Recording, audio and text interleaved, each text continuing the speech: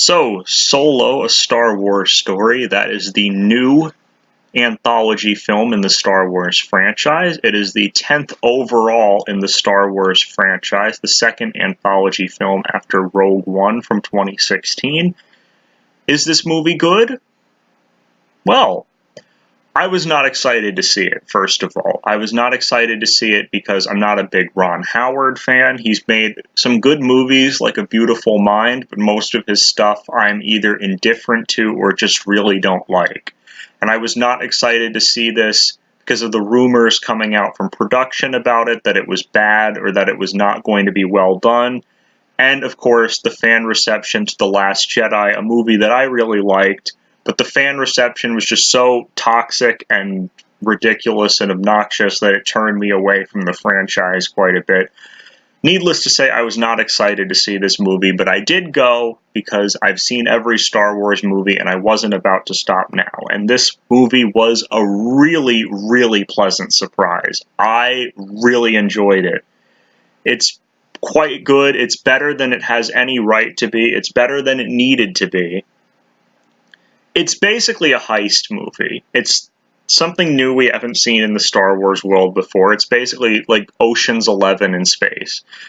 It's pretty predictable on a large scale. The plot, you can see kind of where the plot is going beat for beat, but kudos to this movie because there's a lot of little things that I really didn't know where it was going at times. There's a lot of little twists that pop up. Characters, you think they're going to do one thing and they do another thing, even though the overarching story you can kind of see how it's trending. The little things make it interesting and make it engaging, and I really liked that. There's tons of tension in this movie. It is an action flick, of course. There's tons of tension. It creates a sense of tension and a sense of anything can happen at any time, anything can go wrong at any time, and it never lets that up. Never feels dull, never feels slow. It's incredibly funny. Also, this is easily the funniest film in the Star Wars franchise. There's a lot of good jokes, a lot of good visual comedy, a lot of good one-liners and quips. All of this is probably a holdover from the Phil Lord and Chris Miller film that was in production before the director switched to Ron Howard. It's well shot. As you would expect from a Ron Howard movie, he did reshoot about 80% of the movie when he took it over. It's well paced for what it is to be a hybrid movie between two directors. It's pretty well paced. And for the most part, the effects are pretty good. I like that for the most part, nothing felt forced. I was worried that they were going to make a big deal out of explaining how Han gets all this stuff, how he gets his blaster, how he gets his vest, what the dice are for, how he wins the Falcon, all of this stuff that they were going to grind the movie to a halt and have the little fan service moment of, oh, now he's got his blaster, oh, now he's got his vest. They don't do that. Kudos to them, because everything that he gets either has a narrative purpose or it doesn't matter, so it's basically just glossed over. And that's great. I would rather see that than have the film grind to a halt just to tell us about something that we saw in a previous film. That's how you make a good prequel. So, as far as the acting goes, Alden Ehrenreich is pretty damn good as Han Solo. The rumors on the internet and the rumors coming out from production were that he was going to be terrible. I guess this was a smokescreen of some sort, because he was pretty good. I liked him. He's not Harrison Ford. No one can be Harrison Ford, but he doesn't try to be. And who could be anyway? So that argument's a non-starter for me. Woody Harrelson is great in the movie. He's been on a hot streak lately. I really liked him in Edge of 17, in 3 Billboards, in War for the Planet of the Apes. He's been doing all this great work, and he continues that as Beckett. That's a character that, another smuggler that Han Solo gets in kind of deep with in this movie. Emilia Clarke is great as Kira. She's Han's friend and love interest from back home. She and Ehrenreich have great chemistry together. I enjoyed her in the movie. Donald Glover is fantastic as Lando. I loved Donald Glover. Donald Glover has a problem that I call John Wayne syndrome, where a lot of the time when he's acting, I don't see the character, I see Donald Glover on screen. This was something Spider-Man Homecoming, in The Martian. I didn't see the character, I saw Donald Glover. But this is like Atlanta. This is one of the roles he really loses himself in.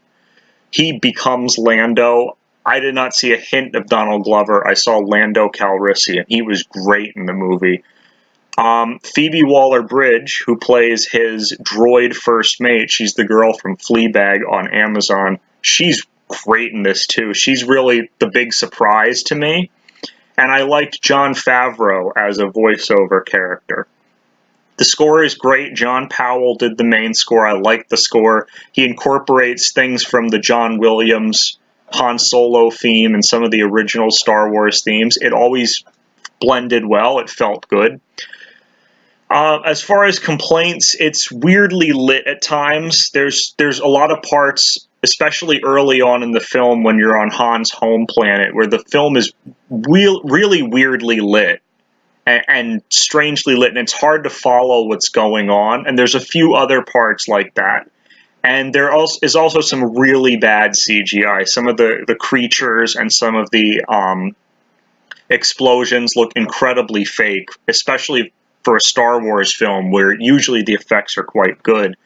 I suspect this is a function of time, that because they changed directors so late in the game and they had to reshoot a lot, that they didn't have time to get it right.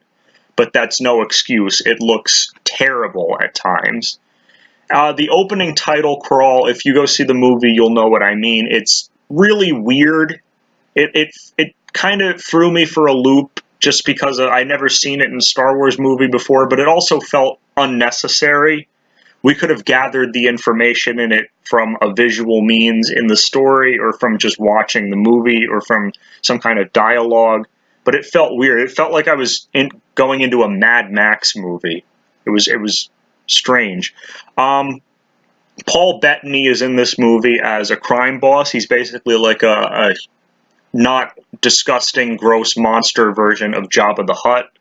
He's pretty good in what little he's given to do, but I feel like he's so underused. I wanted to see more of this character. And there's some dumb dialogue and corny stuff, but Star Wars always has dumb dialogue and corny stuff in it. There's an interesting end cameo, and when you go see this, I won't spoil it. You'll know what I mean when it pops up, and it is a repeat actor from earlier in the franchise. I checked the credits. It's the same guy. It's not the same voice, but it is the same guy. It's a really interesting cameo from the perspective of setting up potential future movies, but it really felt forced. It really felt like forced fan service. It didn't feel like, even though it kind of makes sense in the context of the story, it was weird to watch. I would have appreciated if the movie had left that out, if the movie had just stayed its own thing, instead of trying to connect to future films that may or may not even come out. But all in all, that's really just a nitpick. I really enjoyed the movie. It's the best blockbuster so far of 2018 for me. I really had a great time with this film. I'd say it's the best Star Wars prequel also. I like it better than Revenge of the Sith. I like it better than Rogue One, which I was disappointed by. And, Attack of the Clones and The Phantom Menace are pieces of shit, so that's a non-starter. I gave it a 9 out of 10 when I was first walking out of the theater, but after sleeping on it, there are a few things that still bother me, so I'm going to give it an 8 out of 10, which is still very good. It's still much better than I expected, and like I said, much better than it has any right to be. This is everything I want out of a Star Wars film. It's got good action, it's got good characters, good acting, fun dialogue, and a good story, and you can just enjoy it and shut your brain off for 2 hours and have a good time at the movies. It's everything I want out of a Star Wars film. Go see the movie as soon as you can. It was worth it.